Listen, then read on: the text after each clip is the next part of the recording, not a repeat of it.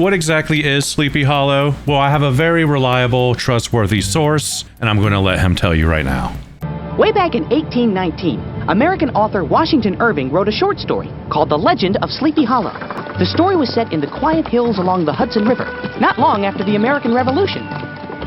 Those who lived there agreed that anyone who lingered in that drowsy, dreamy glen called Sleepy Hollow would inhale the witching influence of the air. It was the 1800s, and people were obsessed with the paranormal. Wasn't a lot to do other than think about mortality. They were infatuated with death, and they were extremely scared of the night. For the night is dark and full of terrors. Even Edgar Allan Poe was out there somewhere on the sidewalk rolling around. Sleepy Hollow is the quintessential Americana Halloween story, compared maybe only to the likes of Hocus Pocus. It just so happens I've got my big brother with me. Man. No! Oh! I am going to rank every character through these 5 movies/TV shows. I'm sticking with the 4 main, most consistent characters. I'm not going to rank the young apprentice that's with Ichabod. Tim Burton made kind of that assistant up, Masbeth. And Tall Tales, there's a Hendrik Van Tassel, Katrina's little brother. And it's actually Bastian from Neverending Story. That's too much of a moving target. I'm also leaving out these 5 movies.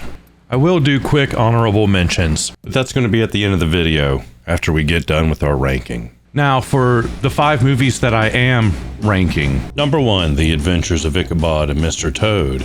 Disney really nailed the Ichabod prototype. I'm wondering if these characteristics are in the short story. I was always creeped out at the end, the little Ichabod children that look just like them. They have kind of their head plastered right on a little body. I always appreciated the Looney Tunes-esque style of Ichabod in this version. Not only does he have extra dodging powers, this is the character that it seems like a whole bunch of versions copy.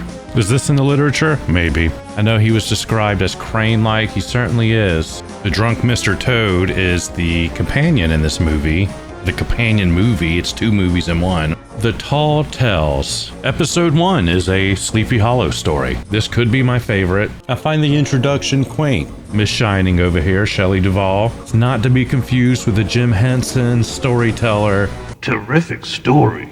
Set up very similarly to this. The best place by the fire was kept for the storyteller.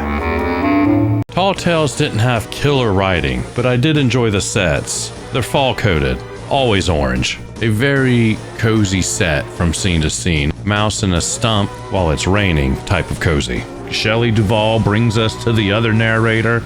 I like to call him Ben Franklin. Despite him always breaking the 4th wall, he is Katrina's uncle.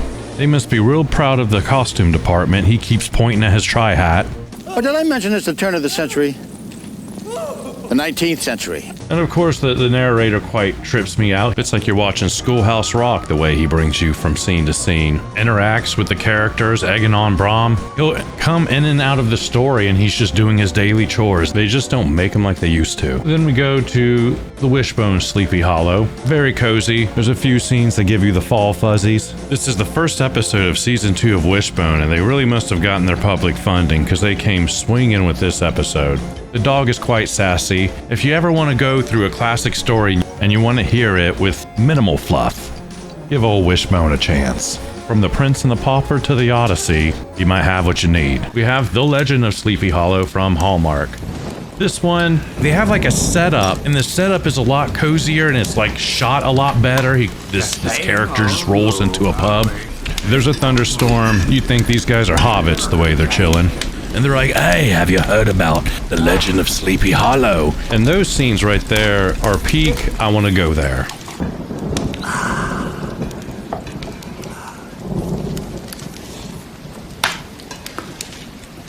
You only get these little glimpses into the people that are telling you the story. And who'd have taken him for a thief of hearts?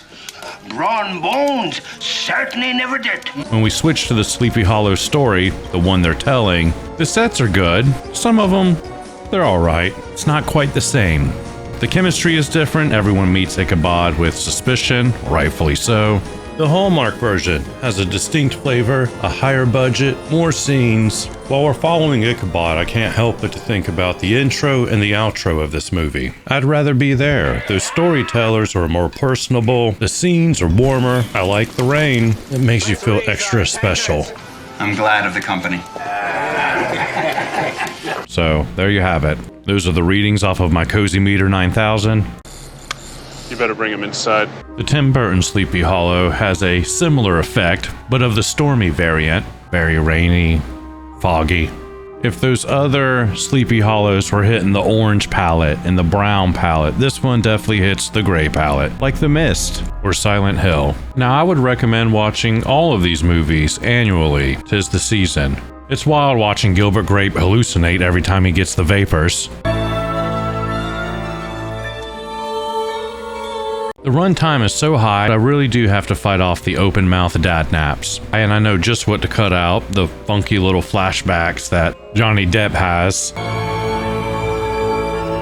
Almost like the most forgivable new Tim Burton film. I'm trying to think of a movie that I can compare this to. M. Night Shyamalan. It's not quite M. Night Shyamalan Signs, but it's more like Tim Burton's Lady in the Water. He was signaling what the formula was going to be for the rest of the career. And for this one, Tim Burton would take a classic story. He would take very small parts and blow them into big parts. He might add characters in there, and he kind of changes the direction of the main character. His alterations are never quite as compelling as the original, in my opinion. This Tim Burton movie is the most forgivable for being subjected to that formula.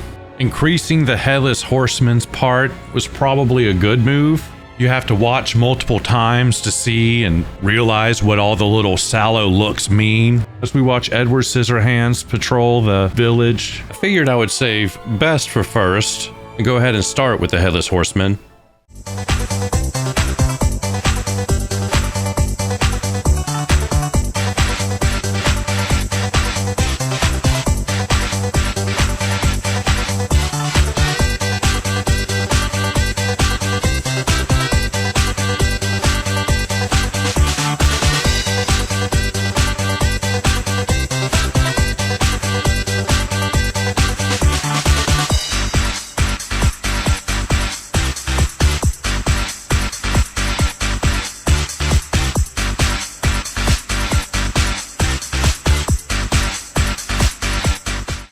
Legend has it that the spirit of this headless horseman rides forth each night in search of his head. The Disney one is pretty terrifying, especially by 1949 standards. Really scared the children back then, right? Their eyeballs probably popped out when they saw all of those colors. There's an extended chase scene. If this ranking was based on the Headless Horseman's stamina, this one would win. He is out for pumpkin seeds as he is swinging that sword and riding that horse like it's never been ridden before. He kind of swings the sword a lot and it never hits its mark. It's kind of like Tom and Jerry. But if I could bring everyone's attention back to him leaping past the moon, actually makes up for every miss of the sword. He's angrier than sin himself. Quite frankly, the horse is quite angry too.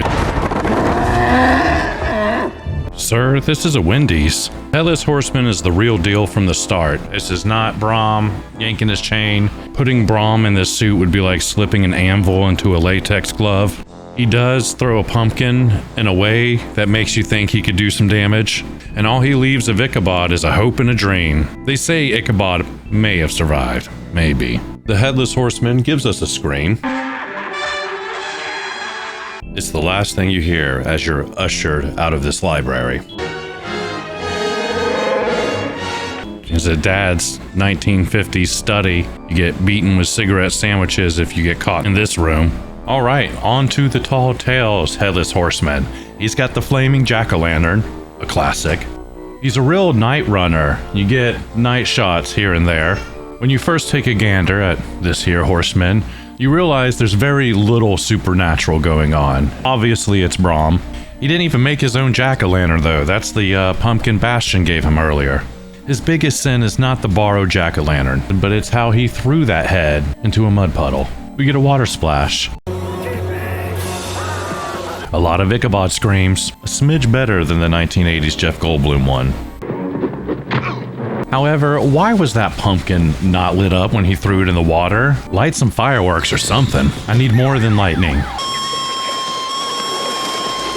Headless Horseman finds Brom, and he's angry that he was represented such a lackluster fashion. Brom pays for that one. Or maybe Brom just ran away like Ichabod did? I don't even know. Maybe the ending is whatever you want it to be, and I like that, yeah.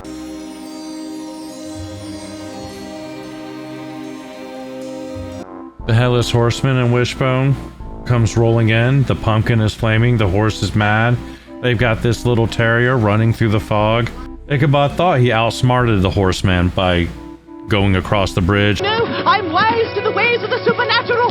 Now you are supposed to vanish. Honestly, I think he got trampled like that little kid in Gladiator.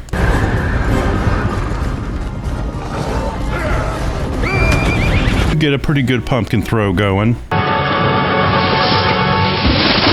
It's amazing how this PBS pumpkin is flaming and it doesn't end up in a mud puddle. They do suggest Brom was the horseman, and this ought to convince old Brom. Convince him of what? They knowingly zoom in to Brom's horse's medallion, and the way they do it, I knew it was significant, so I went back and rewatched, and I found that medallion fairly recently, embarrassingly recently. It's so dark I can barely see it, barely picked up on it, and this was before the days of TiVo. No one would have picked up on this except maybe a VHS tape owner. They're really locking in, this was Brom. Whereas all the Sleepy Hollows, there's supposed to be some discrepancy. Every Sleepy Hollow story seems to cast doubt on whether Brom is the Headless Horseman or not. We all do. Well, everyone except Tim Burton's version. In the PBS Wishbone version, the real horseman doesn't come out to get Brom as revenge for daring to impersonate. It was the perfect horse crime. The horseman rides up on Wishbone, and he acts like he's in trouble, like the dog snuck cheese out the fridge. All right, the Hallmark Headless Horseman. For a movie that has pleasantly surprised me thus far, this one sure went out with a big wet pumpkin fart.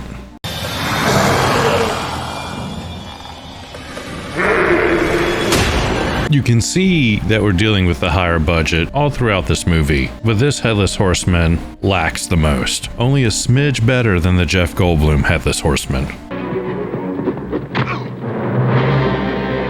Everything's doused in orange light to make it look extra spooky, and it really seems on par with the Are You Afraid of the Dark episode.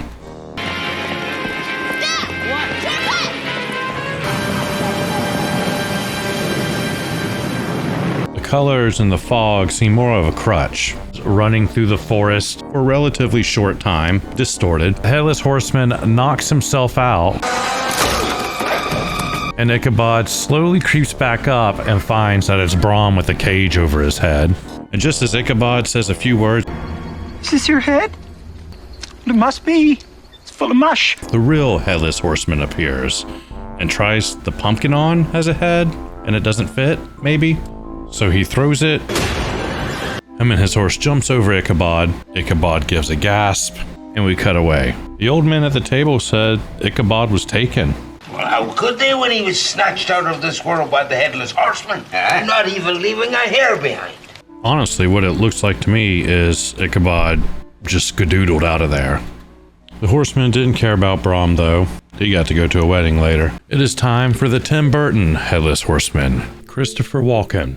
His teeth are sharp, scary, and he's extremely dexterous. He's like Batboy if Batboy practiced horse riding. So in the Tim Burton version, Brom Bones gets the trimmed down treatment, the Headless Horseman gets the expanse treatment. Similar to how the White Rabbit's part gets diminished in Tim Burton's Alice in Wonderland, but the Jabberwocky's part is a whole cornerstone of the movie. You'll never catch me praising Tim Burton for his business decisions, but I think doing more Headless Horsemen was correct. There's really nothing else going on in Sleepy Hollow. Not really down to see Christina Ricci doing cartwheels. You can do magic. They leave nothing to the imagination. They tell you his backstory, how he was executed. You get to see what he looks like when he was a human. But this Headless Horseman is hilariously available all times. It seems like he comes out of that tree every Wednesday. It's like he holds regular office hours.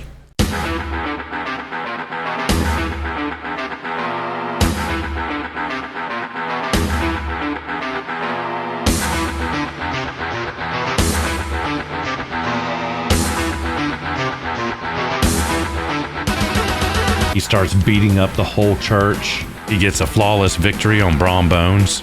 An absolute terror.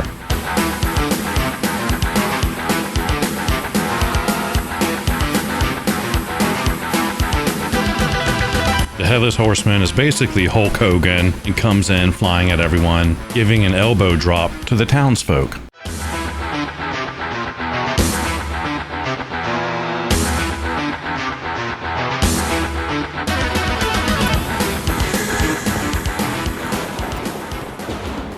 This Headless Horseman had the strongest, most reinforced story. There was a riddle that Ichabod had to unravel that had to do with giving back the Headless Horseman his head.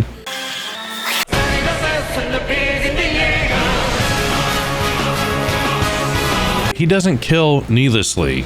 He goes after people that go after him. He goes after people he's commanded to. That's in the contract, nothing he can do about that. And he'll even let you get a few pop shots off and he won't necessarily hunt you down to the brink. He's just going for his target.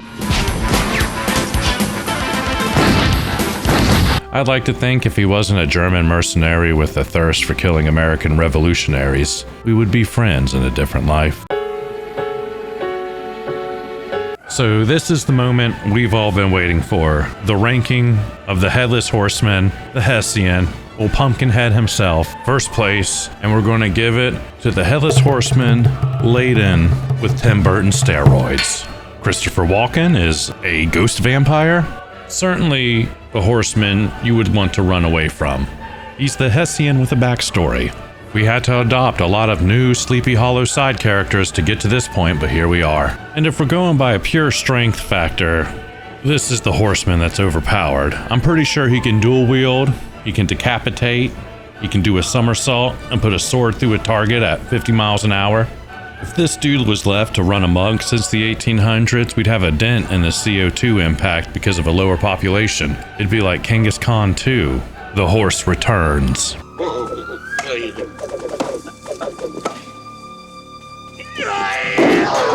Second place is the Headless Horseman with the most stamina. The Moon Jumper, the Ring Wraith. It's the horseman from 1949, The Adventures of Ichabod. Came in, thundering into the dome, angriest horse this side of the Mississippi, shocking Ichabod into a comatose hallucination where he sees colors he's never seen before, and into eventually a new lifestyle. It was a close one for third place, but I'm going to say the Headless Horseman from Wishbone.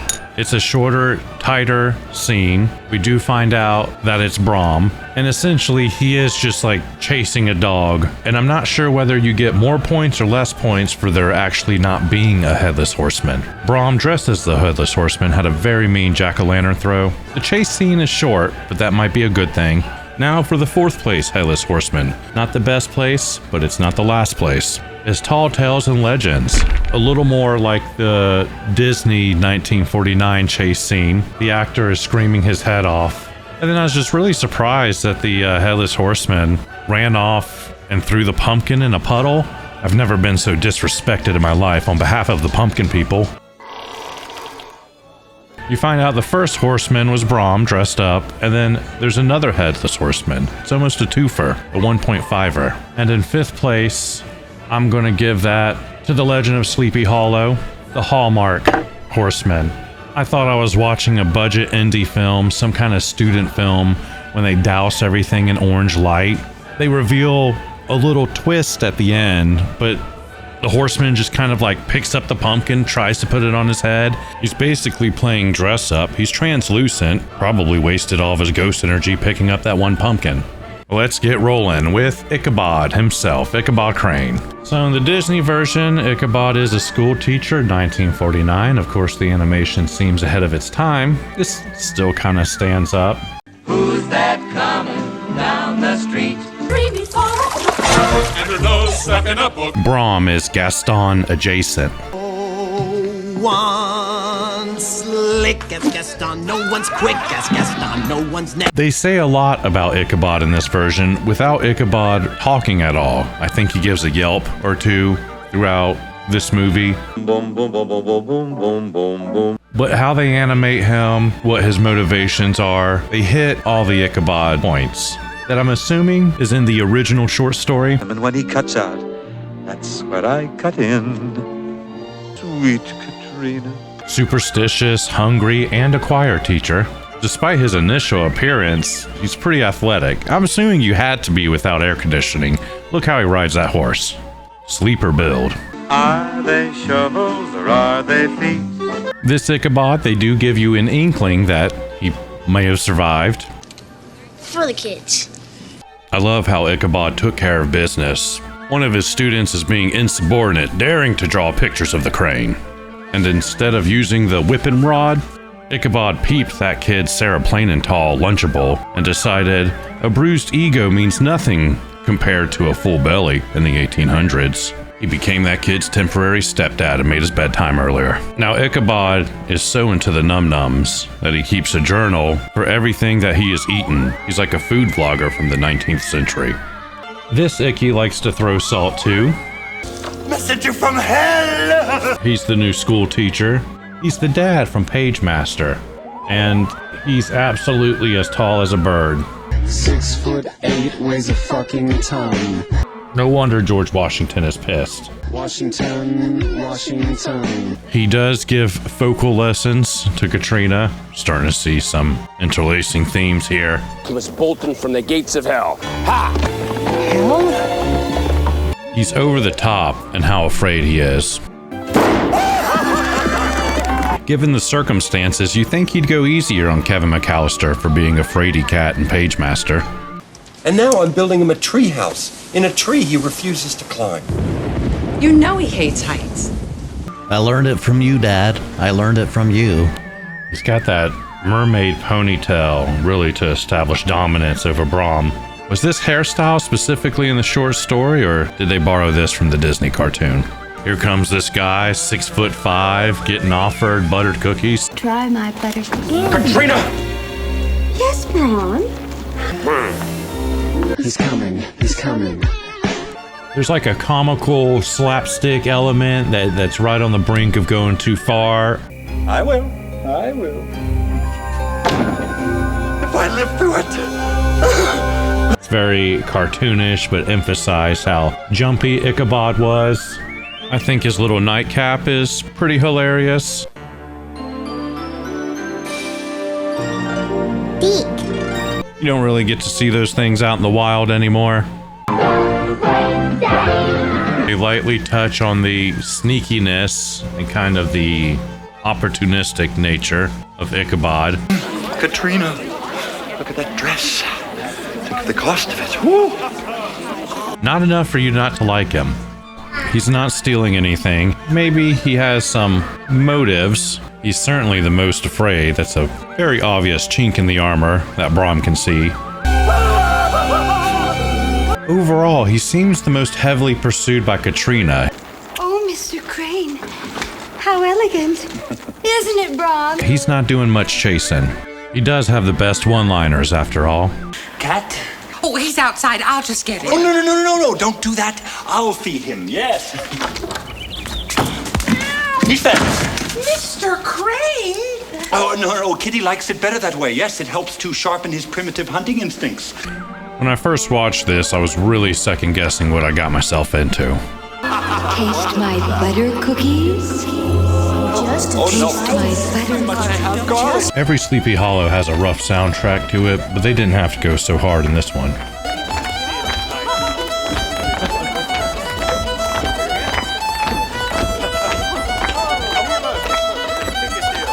And Wishbone. Ichabod is played by, you guessed it, Wishbone. And he's probably the most confident Ichabod, as he's aggressive and passive-aggressive at the same time. Curse, you want to take her for a ride on a black horse?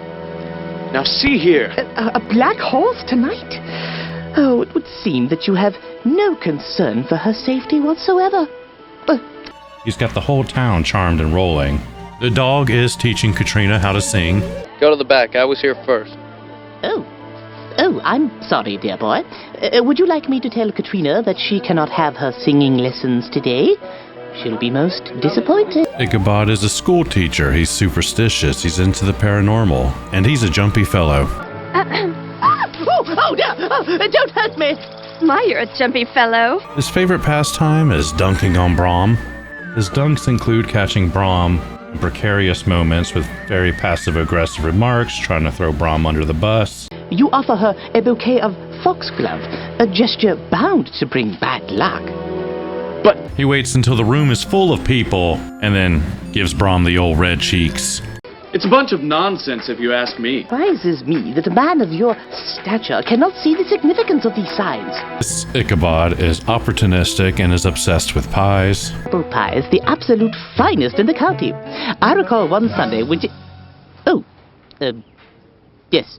I thought that was innuendo, but that seems to be something in the original literature because I keep seeing pie references everywhere. Leave it to PBS to give you the story straight. They keep it traditional by making Ichabod slightly dishonest, manipulative. Is that really a big farm? Yes. I mean the really, really, really big farm? Yes, that's it. I was just... I'm delighted to meet you, Miss Van Tassel. Why, thank you. Of course, the format of Wishbone, the Sleepy Hollow story, is interlaced with the daily life of whatever Wishbone is doing in contemporary times of 1997. But if you enjoy New England Halloween from the 90s, then it's up your alley. I could do without this episode's focal point being Joe's smelly socks. What is that smell? I always wear the same pair of socks at practice, for good luck. Say no more, Joe. What? Send Joe to jail right now. Imagine you're a young boy running through the fields chasing a rabbit in the late 1700s. There's a scarecrow just in your periph as you almost catch that rabbit, and then the scarecrow moves. I get it. Ichabod looks like a scarecrow. I'm roasted. This is what I expect Ichabod to look like. It's certainly this archetype of Ichabod that I see the most frequent. Just a willowy fellow shooting his shot, trying to make his way in the world. Possibly more popular with the ladies than the men. He's a school teacher. You'll not be teaching no newfangled notions, will you? I don't believe in no new notions. Oh, no, sir. Nothing but the finest in old notions. The old notions are the best. He gives singing lessons, and he is superstitious. This Ichabod is really awkward, and he's going to put you through the ringer with how he deals with social situations. They keep pulling this cheap trick where people don't return his wave, and I get blasted with a recoil of social anxiety right through the TV screen. You don't suppose you could make me the loan of the price of a glass? I'd be only too happy to repay you once I've had my salary. He's leeching a borrowed beer off of Brom. I'm going to call it now and say he's the most ratty of the Ichabods. We're going full throttle Icky here.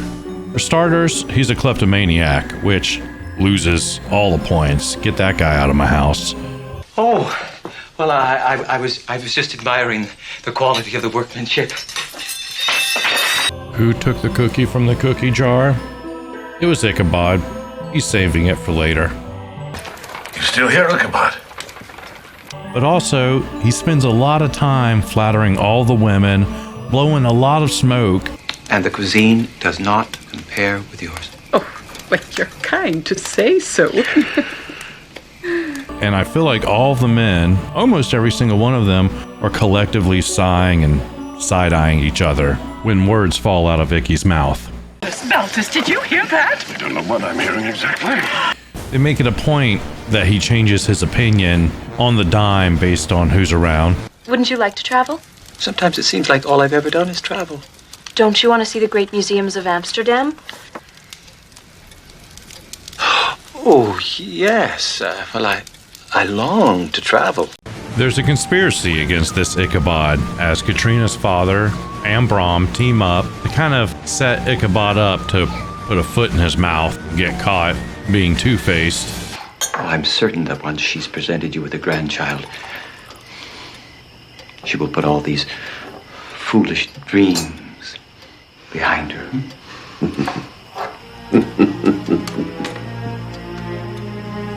This is a change of pace from the previous Icky. I get secondhand cringe watching this Ichabod. I'm sure that's the point. Marvel. They will marvel. But there's just line after line that he lays on thicker than blue cheese. I would devote myself to the study of agriculture and Animal husbandry. Why did he say animal husbandry like that? Animal husbandry. Mr. Crane is a little bit more unlikable in the Hallmark version. It's like Brom and Katrina are two young kids, and he's this man swooping down wanting pieces of that farm. He catches Brom in the act of being the Headless Horseman in a pretty hilarious way. I guess they insinuated he gets abducted by the real Headless Horseman. Karma's a pumpkin. That's not even the worst part, though. When they get Ichabod running his mouth in front of Katrina, and then he goofily accepts this party invitation that I'm pretty sure was extended to everyone in town. I'll be there. You tell Miss Katrina, I'll be there. He took it as a signal that Katrina wanted to get proposed to. I hope I didn't worry you. Excuse me a moment. When he proposes to Katrina and she drops him on his head. All you care about is my father's property and wealth. No Headless Horseman could have delivered that much pain. This is the blow that truly did Icky in. I'm a guest of honor. My, guest of honor. Moving up in the world, aren't you, Mr. Crane?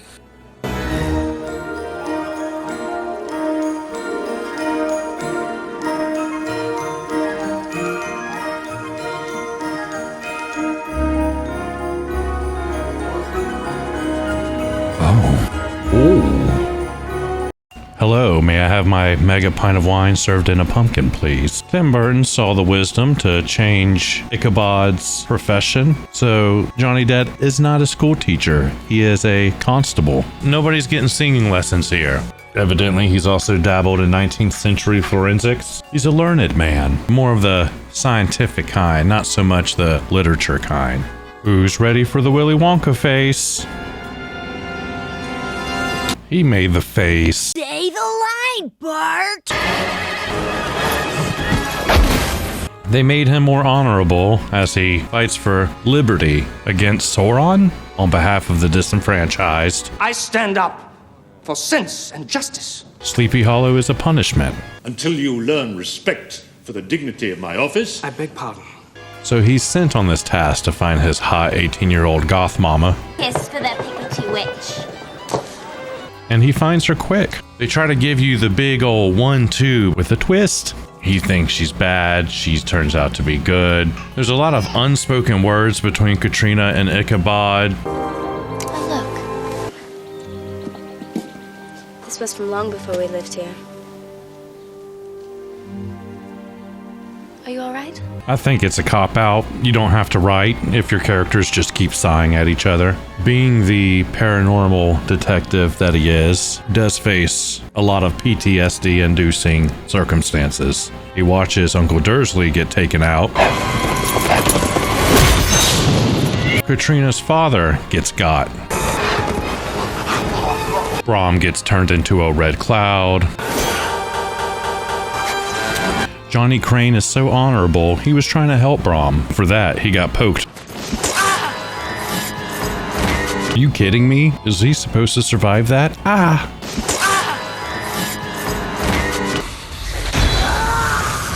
If you look closely, you can see that Ichabod sees the sword coming, gives a scream. He is somersaulted over the Headless Horseman's head, impaled on the sword by his own weight, and he just bounces on the ground. Wakes up later.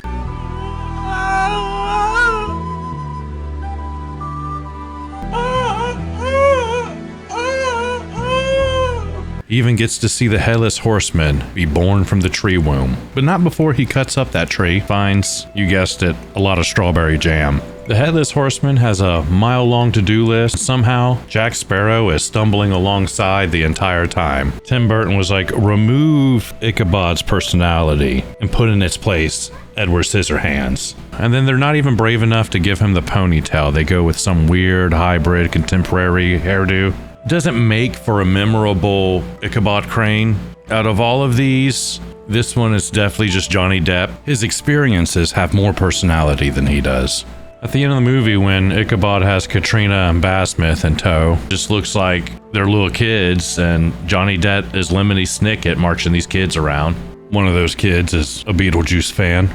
All right. That brings us to our first ranking. Who's the best Ichabod? First place, I think you know it. You feel it in your heart. It's the Hallmark Ichabod. He's such a thirsty little whelp. He is somehow the most memorable. He's the most icky of the Ichabods. He could have been a little taller for second place. You know him. You love him.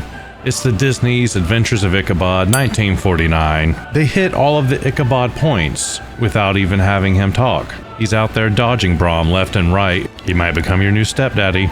And everything was going so well until Angry Pumpkinhead Magoo showed up, which brings us to the bronze, third place. It is the Ichabod from Tall Tales and Legends, the Page Master Dad, 6'4", he's never a bore, always screaming. I will rewatch this one over and over, if only for the scenery and the one-liners that this Ichabod delivers. So my fourth place is Dog Ichabod from Wishbone. That's right, it's the Jack Russell Terrier. If I've had a dime for every time I thought a dog did it better than Johnny Depp, I'd have a lot of dimes.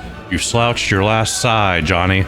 Isn't this the era in which Johnny should be playing in his band, White Stripes? Anyways, that leaves one slot open for Tim Burton's Ichabod, Johnny Depp. Step on up. He faints 2 out of 3 times that he sees the Headless Horsemen. Instead of making him a scaredy cat, Tim Burton decided to make Ichabod a fainting goat. He stands out the least. And I'm not talking about the movie. I like a good gray movie. He's his own brand, pout all over the screen. It's an annual bitter that I take. The general manager was there. So I says, can I fill out an application? He said, you bet you can. Burgers? You never know. Could be the best thing that ever happened to me. What about now? It's time to rock with the biggity back bumper. What about now? It's time to rock with the biggity back bumper. Bump to the bump to the bump to the bass. Bump to the bump to the bumper. Bump to the bump to the bump to the bass. Bump to the bump to the bumper. Bump to the bump to the bump to the bass. Bump to the bump to the bumper. Bump to the bump to the bump to the bass. Bump to the bump to the bumper. Bump to the boot to the boot to the boot. In the 1949 Disney cartoon Sleepy Hollow, Brom is the Gaston prototype.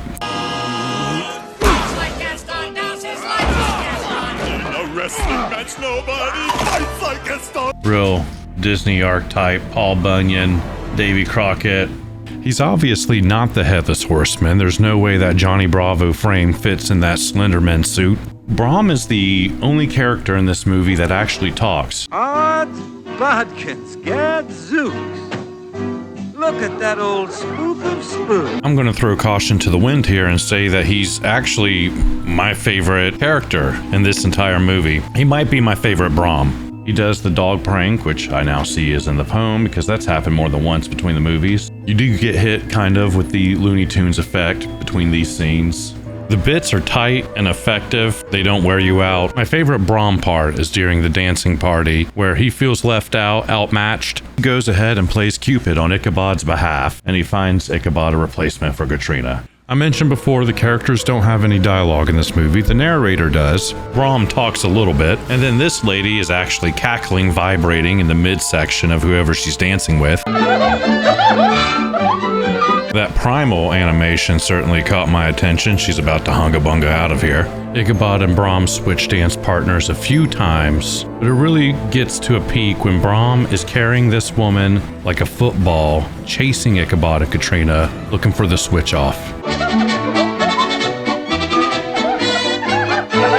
She's laughing, I'm laughing, the wind is going through her hair.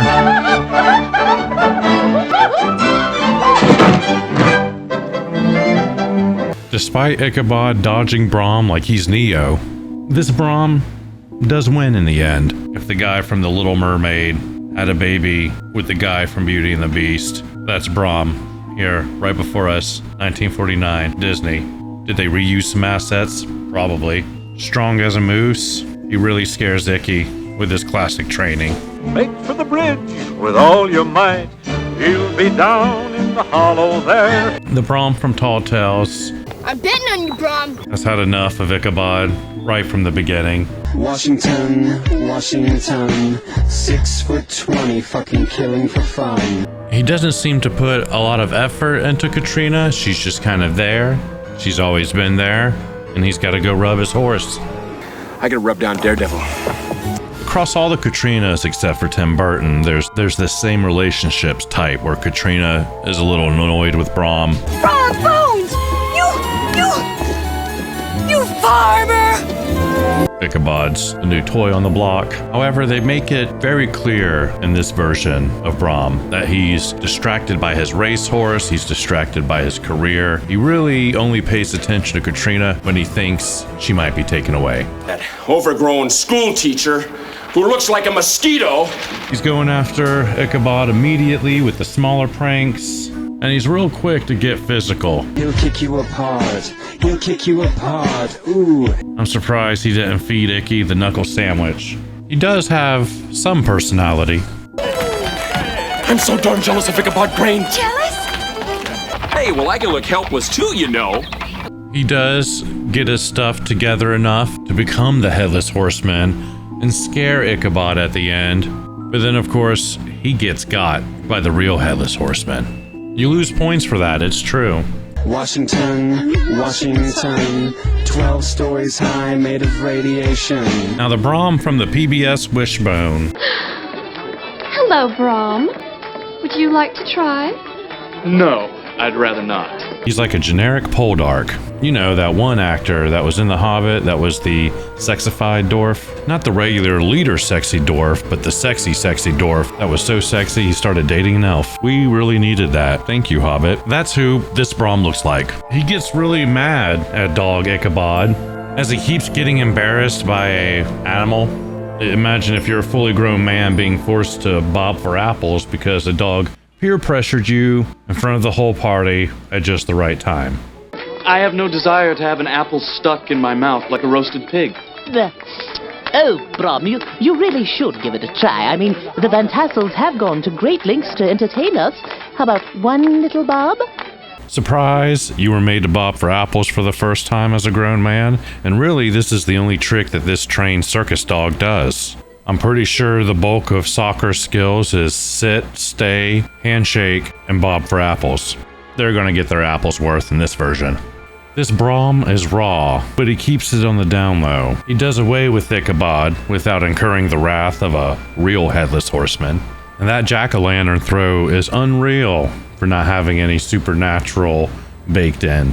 At the end, you see the villagers looking at all the evidence, and they're like, that dog is gone. Like gone, not just gone. And he's smiling and smirking and twirling his little medallion. He ran down that dog on his horse. That dog sassed him one too many times. That dog embarrassed him in front of his crush, and he got on his 1-ton horse and ran down that 8-pound dog. What can you say about Hallmark Brom? Well, for one, he's country. For two, he's a blacksmith. For three, he likes to go on a rowboat with Katrina. But really, like many characters in this Hallmark version, this representation of Brom has a few extra levels of complexity. He wants to make his own way, but not with Katrina's land. He's presented as kind of the polar opposite of Ichabod. He's the youngest Brom, seems closer in age to Katrina. He's a year younger than me. And he wants to make it explicitly clear that I don't want your father's fortune. I want to make one of my own. He's not after the farm. Much like the Disney version, when Brom first meets Ichabod, he's just chilling with the bros. Icky comes bouncing along, creeping everyone out. The boys have some laughs. You may mock me, my good young man. I wasn't laughing at you, friend. Just at the idea anyone would want the job. And immediately, these two are giving it to each other back and forth. Except I'd hate to send you on your way with the devil brew on your breath. Old Van Ripper's got no use for a man who takes any pleasure in life. I thank you for your wise counsel, young man, but surely a glass of beer on a hot day would not offend him. Suit yourself, mister. Brom does partake in a little bit of the liquid courage. It's like one of those high school movies where the drunk ex-boyfriend shows up at the school dance. I don't see what difference that makes now. Do you, Katrina? It's vaguely threatening as he starts to gaslight the parents. I hope I haven't disturbed you, but I know how much Katrina admires loud singing. Loud singing, huh? Okay, Dad, go get the loud shotgun. Obviously, the mom is Team Ichabod and the dad is Team Brom. Papa Katrina defuses the situation with Brom with some very good advice. And she's angry with you. Go home, Brom. You stop drowning your sorrows. You need a clear head and sharp eyes to seize your chance. You do that? I will. Brom Bones is a bit of a roast master himself. You can never be happy with that grasshopper. He absolutely nails the impression of Ichabod. Katrina, my exquisite one. Though it is no fault of his own, your Mr. Van Brunt is nothing but an ignorant blacksmith.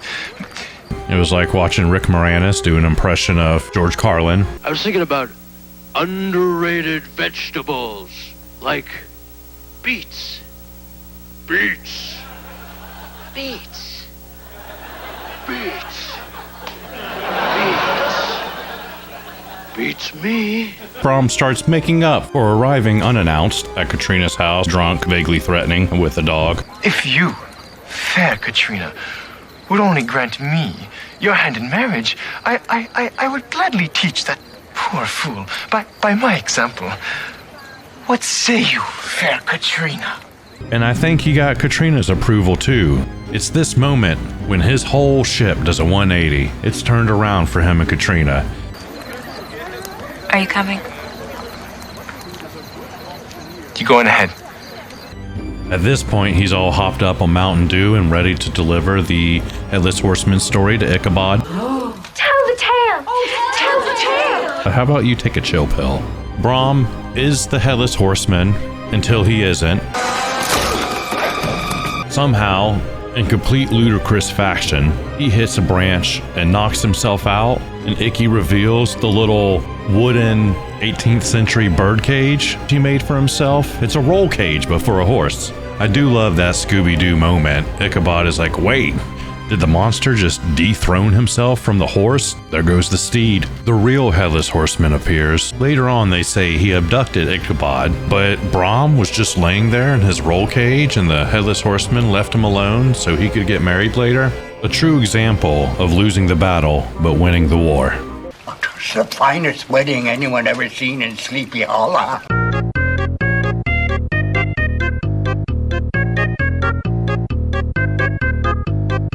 The Brom from the Tim Burton movie is actually Rico from Starship Troopers. Come on, you hey! You want to live forever? Brom, of course, is super jealous of Ichabod at the beginning. You need some manners. Brom. Old Papa Katrina has to defuse Brom again. Come, we'll have no raised voices. It is only to raise spirits during this dark time. And he does get a few good hits in as the Headless Horseman. What a throw. And while Brom pulls a prank on Ichabod, they essentially fight together. In this version, I guess the horseman is such a big foe that they're both ready to go. I'll get him. Brom got himself turned into a Mortal Kombat fatality.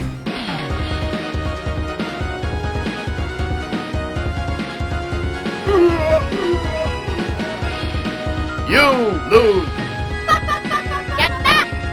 He got absolute donkatized. Not quite in broad daylight, but close enough in front of everyone. The dog, the teacher, Johnny. Before we even hit the midpoint of the movie, it feels like the Headless Horseman has already taken out Brom. Now that was a pretty good shot by Brom. The Hessian horse just keeps running. I wonder if that gave the horseman flashbacks of the first time he died. This butcher. After Brom gets taken over the Rainbow Bridge, Katrina doesn't miss him, and she's like, does that make me a bad person? See ya, Brom. And yet my heart is not broken. Do you think me wicked? No. Yes. I'm sorry, Brom Rico. You deserved better. It is time for the Brom Awards. And first place, that makes Disney's Brom. The Adventures of Ichabod. Yes, he might be a reused asset, but I had an absolute blast. This was my favorite Brom. And it's not just because he has the unfair advantage of being able to talk throughout the movie, because Ichabod is speechless, but graded high. This classically trained Giga Chad eventually got his way. Now, if I've never seen Looney Tunes and I saw this in 1949, my head would have popped off. But that's it. First place goes to the Moose Man himself, Disney Brom. Second place is Hallmark Brom. He just feels like he should be there for one. His main hang-up is a noble one. I want to do it myself. But really, it was the roasting impression of Ichabod that placed him this high. Ichabod gets chased away by the Headless Horsemen. While Brom takes a little nap, he gets to wake up and marry Katrina. We have in third place the Wishbone Brom. It's public TV access, Aidan Turner. He mostly stands there stoically as the dog puts him down. He does gain points because he seems to single-handedly run Ichabod right out of town. He loses points for getting got by a dog in the first place. Fourth place was really close, but we're gonna go with George Washington Brom from Shelley Duvall's Sleepy Hollow episode of Tall Tales and Legends. It seemed he had a harder time getting one over on Ichabod. He did eventually chase Ichabod off as the Headless Horseman, and then he succumbed to the Headless Horseman. This is the only Brom that didn't make it, save for the Tim Burton one. He who cast the pumpkin into the mud puddle is doomed. Fifth place goes to Tim Burton's Brom.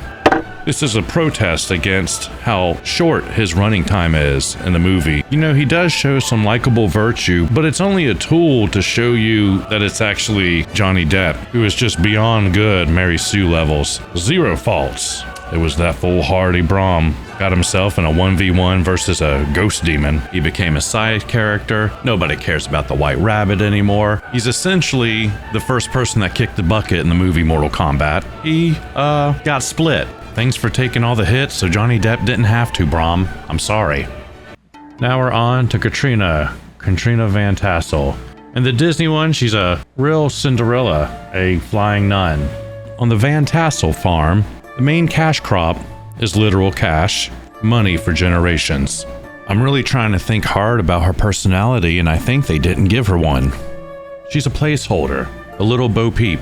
At least with little Bo Peep, you know that she's with her sheep and that she has a hobby. I take that back. Her hobby is to be around when Brom messes up. She does assume the best of him. Even from that, you can't abstract anything unique about her. The narrator speaks for her and who she is. She's interested in Brom, then Ichabod, then Brom, then she gets married. That's all, folks. Katrina. What can we say about Tall Tales Katrina? She's related to everyone. Old Ben Franklin, the narrator, is her uncle. The apprentice is her little brother. She's light, she's bright, she wears that hat, she's ready to fight. She pursues what she wants, and I don't think there's any other Katrina that goes after Ichabod so blatantly. Who shall I dance with? Well, there are many who'd love to dance with you. But none with your grace or your elegance or the style to sweep me across the floor. I wouldn't want you to get your feet stepped on. Oh, thank you. Relatively, she is one of the more interesting Katrinas. Well, if poor Brom would learn how to treat a lady. Katrina, dear, that is the way men are here. Maybe they should take some lessons from the school teachers. There's a certain goofy vibe about her, like many of the characters in this particular Sleepy Hollow. I can't quite put my finger on it. Oh, Mr. Crane, it is so good to have a gentleman of such bearing and sophistication to enlighten and upgrade our rather humdrum rural culture. Hello. Would you like to have a roll in the hay? Roll in the hay. There's a Monty Python air about her. They just melt in your mouth. Rena! Yes, Brom? Spank her well, and after you have spanked her, spank me. And spank me. And me. She is in the center of the love triangle. There's a turning point for her in which she makes it clear that she's hanging out with Ichabod. Katrina, I've come for your kerchief. I'll win without it. She goes from the grasshopper to George Washington. I knew you could do it. Well, would the winner of the race like to escort me around the fair? In the end, she gives a soft rejection to Icky and tells him goodnight before his date with the horseman. All's well that ends well, because I think both of them get got. Don't get too attached. Wishbone Katrina also has this little Bo Peep thing going on. Very stylish during those times. She dreams of big things like many of the Katrinas. There's a bigger life out there beyond Sleepy Hollow. I'm not sure if it's like accidental acting, but she seems to have a secret that nobody knows about. We're so lucky to have such a learned and sophisticated gentleman as you in our midst.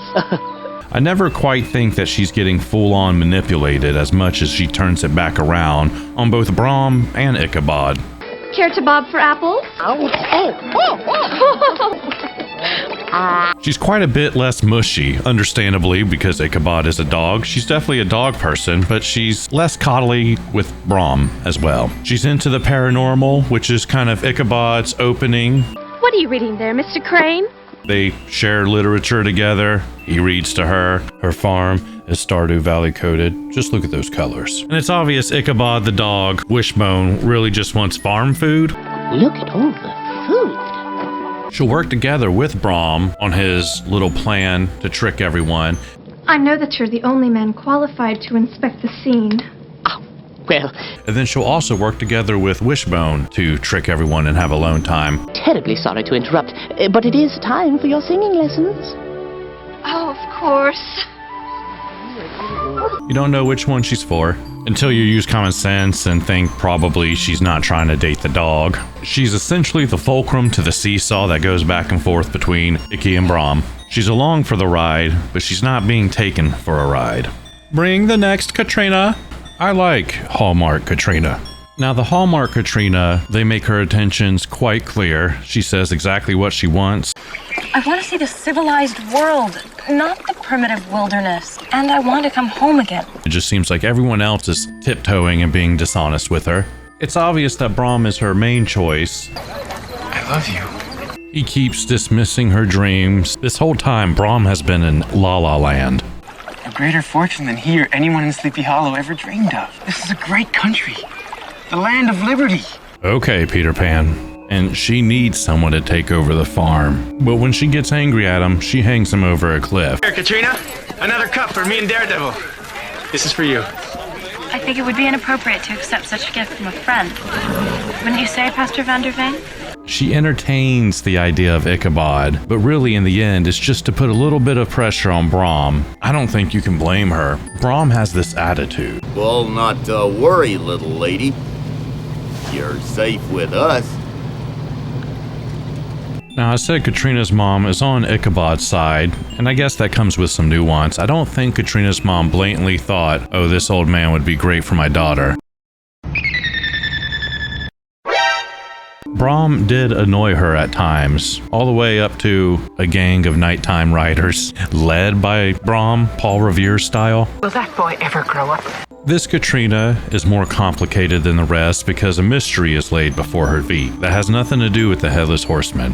She's got the standoff with Brom, where it's him and his ego, and almost no room for anyone else. What about how I feel? And then good old Icky, who's a little squirrely snake in the grass, and was pretty much going to serve up a closed-ear marriage just like Brom was planning to originally, but with the added bonus of being 15 years her senior and looking like a squirrel. If I may say, Miss Van Tassel, you demonstrated wisdom and a maturity far beyond your tender years. Yeah, that's what they all say. I feel like Katrina's dad did her a real solid. I think in the end, he was always on her side. He just wanted to pull out who Ichabod really was right in front of her. Whether she was manipulated by her father, I don't know, but he didn't make Ichabod say the silly things that came pouring out of his mouth. Animal husbandry. Ichabod really screwed the pooch when he started talking about his little spawnlings that she was going to birth for him. There's a lot of things that should have disqualified Ichabod, this being one of them. I'll be on my way momentarily, Baltus. I'm just hoping to have a moment in private with Miss Katrina. Banish Ichabod from Sleepy Hollow, but not before giving him 15 lashes for winking at me in my own kitchen. You let this man sit in your house with a robe on, and now he's this close from using your toothbrush. But then there's this overall issue of narcissism that Ichabod has. At any moment, he's liable to out Yankee Doodle Dandy Katrina at her own party. He hits her with the classic moves, the sedated monkey and the broken mantis. Stone this man right now. It's a good thing as well that she got to give old Ichabod the 1-2 punch de rejection when Ichabod proposed. You're nothing for me. I doubt if you care for anyone but yourself. What did you say, my dear Katrina? Proving that not everyone in the town is an idiot, but she certainly doesn't want to be squirreled away by a literal squirrel. What did you say, my dear Katrina? And that Katrina was destined for more than just a plate of Hot Pockets every day. I'm gonna need an unlimited supply of Hot Pockets. They help me concentrate. Christina Ricci plays Tim Burton's goth mama in Sleepy Hollow. Should I show you? She really looks like Johnny Depp's daughter. What is she, like 19 in this? Who's got a kiss for the Pikachu witch? There's confusion between her and Ichabod. He found a sign under his bed. He thought she cast a bad spell on him. Towards the end, he found out it was a good spell, and what he thought she had been doing the entire movie wasn't really her. It was that lady. That's a lot of the depth you'll find here with this Katrina Van Tassel. A switcheroo. There's some real eye-rolling lines in here. You can do magic. Teach me. I'll never get over that. Who wrote that line? Fire them right now. Didn't Johnny literally just show her what he was doing? I'm not sure how much more he could teach. Teach me. This Katrina is very prone to fainting. She has whatever condition Ichabod has. I liked Christina Ricci in Yellow Jackets. This is the quintessential Tim Burton's manic pixie dream goth girlfriend. She gives potions to you when your man's sick. She cuddles you when your man's sad.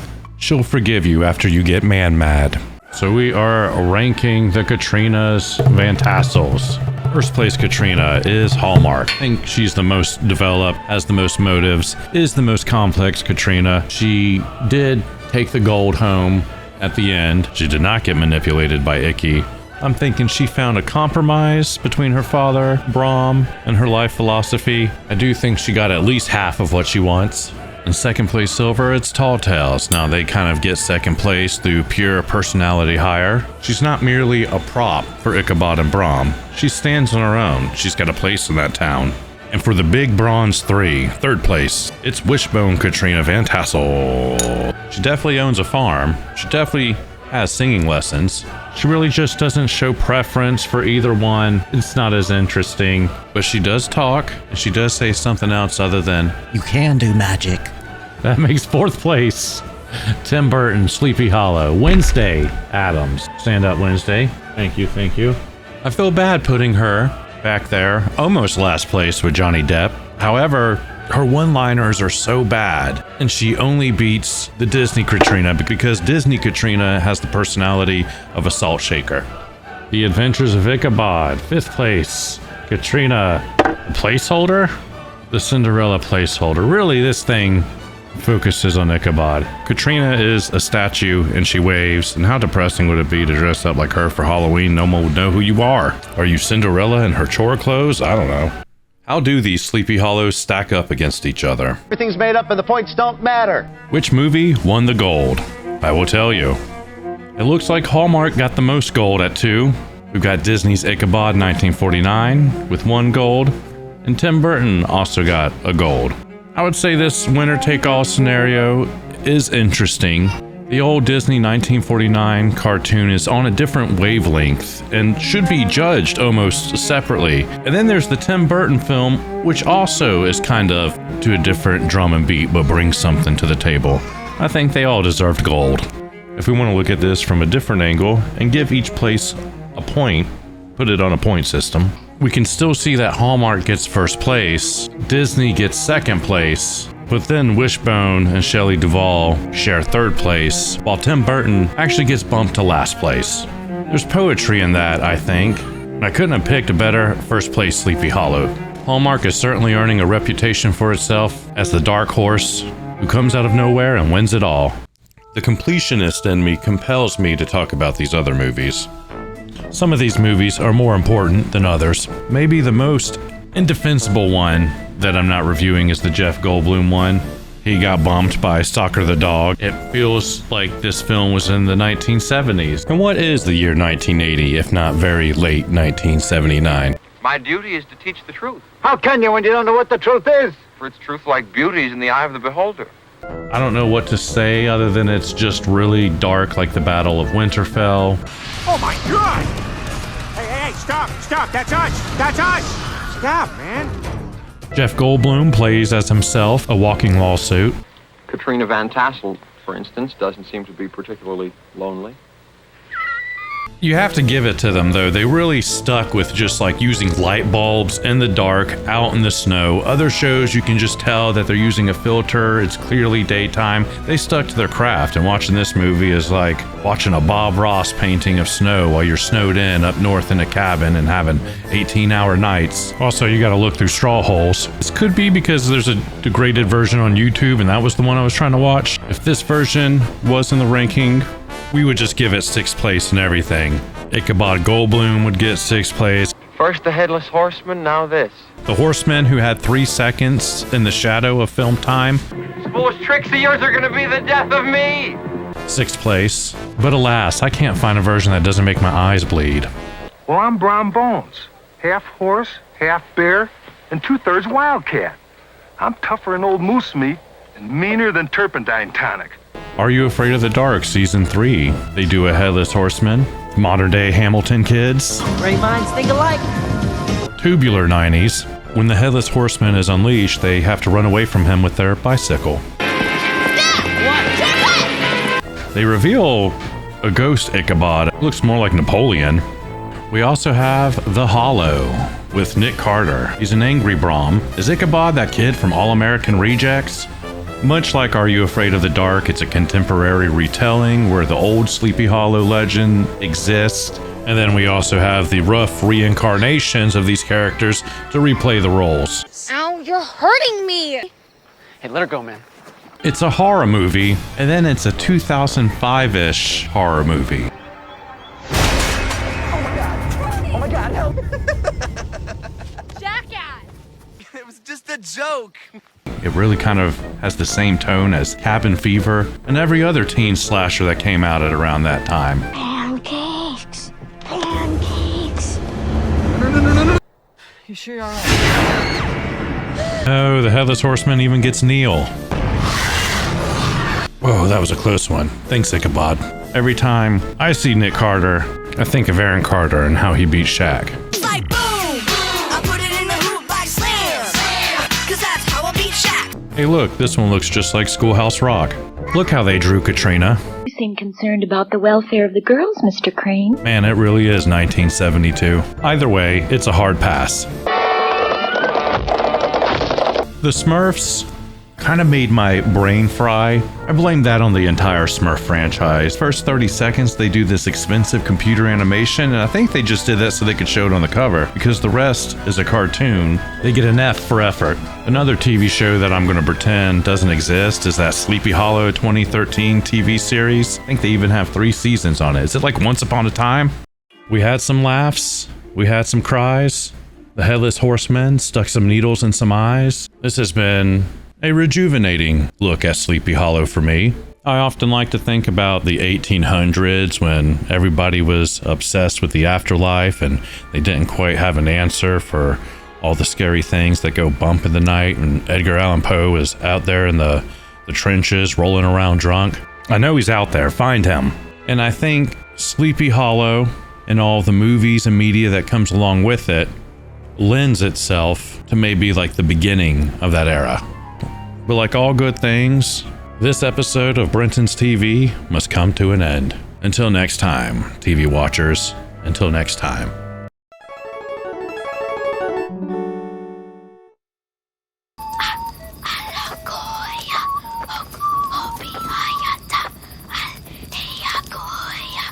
Oh, Malagoya, please come to me. Send me my father here, set his spirit free. Oh, Malagoya, please come to me. Send me my father here, set his spirit free. Go, Malagoya, please come to me. Send me my father here, set his spirit free. Oh, Malagoya, please come to me.